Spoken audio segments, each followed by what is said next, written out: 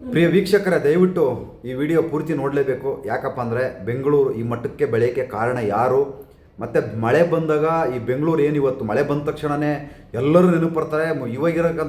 ಇವಾಗ ಯಾರಿದ್ದಾರೆ ಅವರು ಮಾತ್ರ ನೆನಪು ಬರ್ತಾರೆ ಜನಗಳಿಗೆ. ಆದರೆ ಬೆಂಗಳೂರು ಈ ಮಟ್ಟಕ್ಕೆ ಆಗಕ್ಕೆ ಕಾರಣ ಯಾರು, ಯಾರ್ಯಾರು ಮುಖ್ಯಮಂತ್ರಿಗಳು, ಯಾರ್ಯಾರು ಉಪಮುಖ್ಯಮಂತ್ರಿಗಳು ಕಾರಣ, ಪ್ರತಿಯೊಬ್ಬರ ಹೆಸರು ಕೂಡ ಹೇಳಿದ್ದೀನಿ. ದಯವಿಟ್ಟು ಈ ವಿಡಿಯೋ ಪೂರ್ತಿ ನೋಡಿ, ನಿಮ್ಮ ಮನಸ್ಸಿಗೆ ತಿಳಿಸಿ, ನಿಮಗೆ ಇಷ್ಟ ಆದರೆ ಮಾತ್ರ ಶೇರ್ ಮಾಡಿ ಅಂತ ಕೇಳ್ಕೊತಾ ಇದ್ದೀನಿ. ನೋಡಿ, ಮುಂದೆಗಡೆ ವಿಡಿಯೋ ಬರ್ತಾ ಇದೆ. ಸ್ನೇಹಿತರೆ, ಮಳೆ ಮಳೆ ಮಳೆ ಮಳೆ ಬೆಂಗಳೂರಲ್ಲಿ ಮಳೆ ಬಂದರೆ ನಾನಾ ಥರ ಅವಾಂತರಗಳು ಸೃಷ್ಟಿಯಾಗ್ತವೆ. ಯಾಕೆ ಸೃಷ್ಟಿಯಾಗ್ತವೆ, ಯಾರಿಂದ ಸೃಷ್ಟಿಯಾಗ್ತವೆ, ಏನಕ್ಕೋಸ್ಕರ ಸೃಷ್ಟಿಯಾಗ್ತವೆ, ಇದಕ್ಕೆ ತಾತ್ಕಾಲಿಕ ಪರಿಹಾರ ಏನು ಮಾಡಬೇಕು, ಯಾರು ಏನು ಮಾಡಿದರೆ ಇದು ಪರಿಹಾರ ಸಾಧ್ಯವಾಗುತ್ತೆ.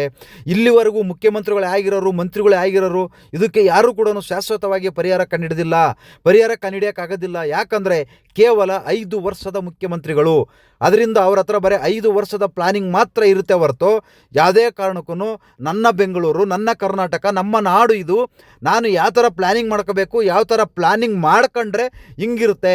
ಇವತ್ತು ಮಳೆ ಬಂದಾಗ, ಒಂದು ಮಳೆ ಬಂದರೂ ಸಾಕು, ಮರ ಗಿಡಗಳು, ಚರಂಡಿ ಮನೆಗಳಿಗೆಲ್ಲ ನೀರು ನುಗ್ಗುತ್ತೆ. ಅದರಿಂದ ಜನ ಏನು ಮಾಡ್ತಾರೆ, ಅವತ್ತಿನ ದಿನದಲ್ಲಿ ಯಾರು ಮುಖ್ಯಮಂತ್ರಿ ಆಗಿರ್ತಾರೆ, ಯಾರು ಉಪಮುಖ್ಯಮಂತ್ರಿಗಳು ಆಗಿರ್ತಾರೆ, ಯಾರು ಬೆಂಗಳೂರಿನ ಉಸ್ತುವಾರಿ ಸಚಿವರು ಆಗಿರ್ತಾರೆ, ಅವ್ರಿಗೆ ಮಾತ್ರ ಜನ ಶಾಪ ಹಾಕ್ತಾರೆ. ಅದು ತಪ್ಪು. ಯಾಕಂದರೆ ಇಲ್ಲಿ ಪ್ರತಿಯೊಬ್ಬ ನಾಗರಿಕರದು, ಬೆಂಗಳೂರು ನಗರದಲ್ಲಿ ಯಾರ್ಯಾರು ಬದುಕ್ತಾ ಇದ್ದಾರೋ ಪ್ರತಿಯೊಬ್ಬ ನಾಗರಿಕರದು ತಪ್ಪಿದೆ. ಇಲ್ಲಿ ಬರೇ ಮಂತ್ರಿಗಳದು ಮಾತ್ರ ತಪ್ಪಲ್ಲ ಇವತ್ತು.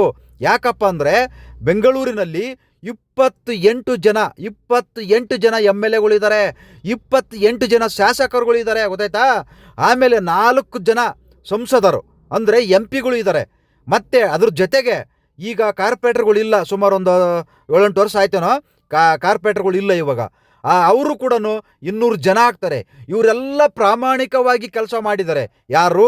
28 ಜನ ಶಾಸಕರು, 4 ಜನ ಸಂಸದರು, 200 ಜನ ಕಾರ್ಪೊರೇಟರ್ಗಳು, ಮತ್ತು DC ಗಳು, ತಹಸೀಲ್ದಾರ್ಗಳು, ಮತ್ತು BBMP ಆಫೀಸರ್ಗಳು, ಇವರೆಲ್ಲ ಪ್ರಾಮಾಣಿಕವಾಗಿ ಕೆಲಸ ಮಾಡಿದರೆ ನಮ್ಮ ಬೆಂಗಳೂರು ಹೆಂಗಿರುತ್ತೆ, ಯಾವ ಥರ ಇರುತ್ತೆ, ಎಷ್ಟು ಅದ್ಭುತವಾಗಿರುತ್ತೆ. ಇಡೀ ಭಾರತ ದೇಶದಲ್ಲಿ ನಂಬರ್ 1 ಬೆಂಗಳೂರು ಮಾಡ್ಬೋದು. ಆದರೆ ಯಾರೂ ಮಾಡಲ್ಲ. ಪ್ರಾಮಾಣಿಕವಾಗಿ ರಾಜಕಾರಣಿಗಳು ಇಲ್ಲ, ಪ್ರಾಮಾಣಿಕವಾಗಿ ಮತದಾರರು ಇಲ್ಲ, ಪ್ರಾಮಾಣಿಕವಾಗಿ IAS ಆಫೀಸರ್ಗಳು ಇಲ್ಲ, ಪ್ರಾಮಾಣಿಕವಾಗಿ ಸಂಸದರು ಇಲ್ಲ, ಪ್ರಾಮಾಣಿಕವಾಗಿ ಇಲ್ಲಿ ಬದುಕ್ತಾ ಇರೋದು ಜನಗಳೂ ಇಲ್ಲ. ಎಲ್ಲ ಹೊರ ರಾಜ್ಯದಿಂದ ಬಂದು ಇಲ್ಲಿ ಅವರು ಸಂಬಳಕ್ಕೋಸ್ಕರ ಇಲ್ಲಿ ಕೆಲಸ ಮಾಡ್ತಾ ಇದ್ದಾರೆ.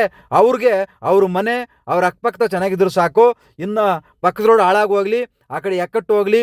ನೋಡಿ, ಇಷ್ಟು ದೊಡ್ಡ ದೊಡ್ಡ ಅಪಾರ್ಟ್ಮೆಂಟ್ಸ್ಗಳು ಬೆಂಗಳೂರಲ್ಲಿ ನಾನಾ ಕಡೆ ಬರ್ತಾ ಇದ್ದಾವೆ. ಅಂದರೆ ಇವ್ರದ್ದೆಲ್ಲ ಕಸ ಎಲ್ಲಿ ಹೋಗುತ್ತೆ, ಇವ್ರದ್ದೆಲ್ಲ ಗಾಡಿಗಳು ಎಲ್ಲಿ ಬಿಸಾಕ್ತಾರೆ, ಎಲ್ಲಿ ಹೋಗ್ತವೆ ಕಸಗಳೆಲ್ಲ ತಗೊಂಬಂದು. ಈ ರೀತಿ ನಾವು ಚೆನ್ನಾಗಿದ್ದಾಗೆ ಕಸ ತಗೊಂಡೋಗೋ ಮೋರಿಗೆ ಬಿಸಿ ಹಾಕಿದ್ರೆ ಆ ಮೋರಿಗೆ ಕಟ್ಕೊಂಡಾಗ ಎಲ್ಲ ಕಡೆನೂ ನೀರು ನುಗ್ಗುತ್ತೆ. ನೀರು ಹೋಗುವ ಕಡೆ, ನೀರು ನಿಂತ್ಕೊಳ್ಳುವ ಕಡೆ ನಾವು ಮನೆಗಳು ಕಟ್ಟಿದರೆ, ಬಸ್ಸು ನಿಲ್ದಾಣಗಳು ಕಟ್ಟಿದರೆ, ಇನ್ನೇನೋ ಕಾಂಪ್ಲೆಕ್ಸ್ಗಳು ಕಟ್ಟಿದರೆ, ಇನ್ನೇನೋ ಅಪಾರ್ಟ್ಮೆಂಟ್ಸ್ಗಳು ಕಟ್ಟಿದರೆ ಮತ್ತೆ ನೀರು ಎಲ್ಲಿಗೆ ಹೋಗಬೇಕು? ಅದೇ ಮನೆಗೆ ಬರಬೇಕು. ಇಲ್ಲಿ ನೋಡಿ, ಮೋರಿ ಪಕ್ಕದಲ್ಲಿ ಆದರೂ ಕೂಡ ಆ ಮೋರಿ ಪಕ್ಕದಲ್ಲಿ 1 ಇಂಚು ಕೂಡ ಜಾಗ ಬಿಡಲ್ಲ. ಆ ಥರ ಮನೆಗಳು ಕಟ್ತಾರೆ. ಇನ್ನೆಲ್ಲಿ ನೀರೆಲ್ಲಿ ಹೋಗುತ್ತೆ? ಮತ್ತೆ ಮನೆಗೇ ಬರುತ್ತೆ ನೀರು. ಸುಮ್ಮನೆ ಶಾಪ ಯಾರಿಗೆ ಬೇಕೋ ಅವ್ರು ಹಾಕ್ಬಾರ್ದು. ಇವತ್ತೆಲ್ಲ DK ಶಿವಕುಮಾರ್ ಅವ್ರನ್ನ ಬೈತಾ ಇದ್ದಾರೆ. Greater Bengaluru, DK Shivakumar Bengaluru. ಯಾಕೆ? ಅವರೊಬ್ಬರೇ ಎಲ್ಲರೂ ಈಗ ಬರೀ ಉಪಮುಖ್ಯಮಂತ್ರಿಗಳಿಗೆ ಮಾತ್ರ ಇದನ್ನು ಮಾಡ್ತಾ ಇದ್ದಾರೆ, ಅವ್ರ ಬಗ್ಗೆ ಮಾತ್ರ ಇದನ್ನು ಮಾಡ್ತಾ ಇದ್ದಾರೆ ಅಷ್ಟೇ. ಅವರೇ ಮಾಡಿರೋದು ಅಂತಂದೇಳಿ ಈ ನಮ್ಮ ಬೆಂಗಳೂರು ನಗರ, ಇವತ್ತೇನು ಬೆಂಗಳೂರು ನಗರ ಇಷ್ಟು ದೊಡ್ಡದೇ ಬೆಳೆಯಕ್ಕೆ ಇದಕ್ಕೊಂದು ಪ್ಲಾನಿಂಗ್ ಇಲ್ದಿರೋ ನಗರ ಇದು. ಪ್ಲಾನಿಂಗ್ ಇಲ್ದರೆ ಬೆಳೆಸಿರೋದು. ಯಾಕಂದರೆ ಪ್ಲಾನಿಂಗ್ ಇಲ್ಲದೇ ಮುಖ್ಯಮಂತ್ರಿಗಳೇ ನಮ್ಮ ಕರ್ನಾಟಕದಲ್ಲಿ ಜಾಸ್ತಿ ಆಗಿರೋದು. ಇವಾಗಲಿಂದ ಅಲ್ಲ, ಅವಾಗಲಿಂದನೂ ರಾಮಕೃಷ್ಣ ಹೆಗಡೆ ಅವರು, ವೀರಪ್ಪ ಮೊಯ್ಲಿ ಅವರು, S ಬಂಗಾರಪ್ಪನವರು, GS ಪಾಟೀಲ್ ಅವರು, ಮತ್ತು ಸುಮಾರು ಜನ ಮುಖ್ಯಮಂತ್ರಿಗಳು ಇದಕ್ಕೆ ಕಾರಣಕರ್ತರು. SM ಕೃಷ್ಣ ಅವರು, ಇನ್ನೂ ಬೇಕಾದಷ್ಟು ಜನ ಇದ್ದಾರೆ. ಬೇಕಾದಷ್ಟು ಜನ ಮುಖ್ಯಮಂತ್ರಿಗಳು ಇದಕ್ಕೆ ಕಾರಣ. ಧರ್ಮಸಿಂಗ್ ಅವರು, ನಮ್ಮ ಕುಮಾರಣ್ಣವರು, ಯಡಿಯೂರಪ್ಪನವರು, ಮತ್ತು ಜಗದೀಶ್ ಶೆಟ್ಟರು, ಸದಾನಂದ ಗೌಡರು, ಈಗ ಬೊಮ್ಮಾಯಿ ಅವರು, ಸಿದ್ದರಾಮಯ್ಯನವ್ರು 2 ಸತಿ ಆಗವ್ರೆ.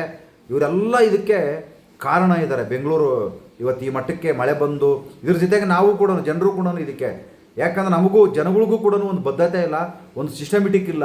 ಇದಕ್ಕೆ ಈ ಮಟ್ಟಕ್ಕೆ ಇವತ್ತು ಬೆಂಗಳೂರು ಆದಾಗ ಅಯ್ಯೋ ಬೆಂಗಳೂರು ಸರಿ ಇಲ್ಲ.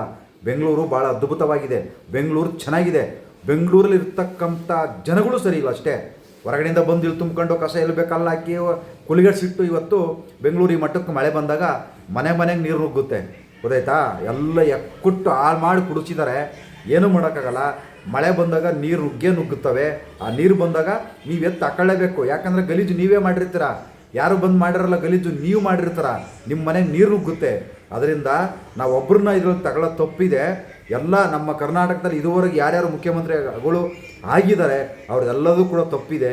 ಇದಕ್ಕೊಂದು ಪ್ಲ್ಯಾನಿಂಗ್ ಮಾಡ್ಕೊಂಡಿಲ್ಲ, ಒಂದು ಶಾಶ್ವತವಾಗಿ ಇದಕ್ಕೊಂದು ಪರಿಹಾರ ಕೂಡ ಕಂಡಿಡಿಯೋಕ್ಕೂ ಆಗ್ತಾಯಿಲ್ಲ, ಅದನ್ನು ಮಾಡಿದ್ರೂ ಮಾಡೋಕ್ಕೂ ಆಗ್ತಾಯಿಲ್ಲ ಅಂತ ರಾಜಕೀಯ ನಾಯಕರನ್ನು ಆಯ್ಕೆ ಮಾಡ್ಕೊತಿದ್ದೀವಿ. ಅದು ಬೆಂಗಳೂರಲ್ಲಿ ಹೇಳ್ದಂಗೆ 28 ಶಾಸಕರಲ್ಲ, 224 ಜನ ಶಾಸಕರಲ್ಲಿ ಸುಮಾರು 200 ಜನ ಶಾಸಕರು ಬೆಂಗಳೂರು ನಗರದಲ್ಲೇ ಇರ್ತಾರೆ.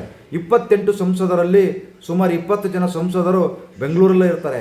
ಆದರೂ ಕೂಡ ಬೆಂಗಳೂರಲ್ಲಿ ಸಮಸ್ಯೆ ಸಿಕ್ಕಾಪಟ್ಟೆ ಇದ್ದಾವೆ. ಇದನ್ನು ಯಾರೂ ಬಗೆಹರಿಸೋಕ್ಕಾಗಲ್ಲ. ನಮಸ್ಕಾರ, ಎಲ್ಲರಿಗೂ ಒಳ್ಳೆಯದಾಗಲಿ.